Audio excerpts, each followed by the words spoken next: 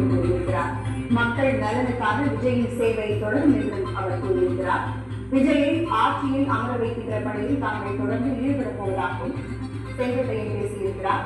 தாவேகாவில் மக்கள் சக்தியை வீழ்த்துவதற்கு எந்த சக்தியாலும் தமிழகத்தை முடியாது. ஆகவே மக்கள் சக்தி ஒன்று தந்திருக்கிறது.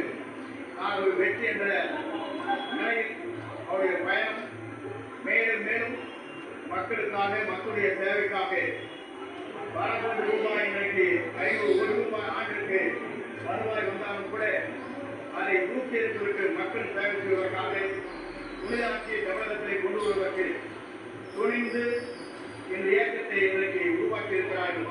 அதை நான் இடம்பெற்றிருக்கிறேன். இதனோடு சேர்ந்து அந்த பணிகளை உயிர் செல்ல வரை அவரை முதலமைச்சராக உருவாக்குவதற்கு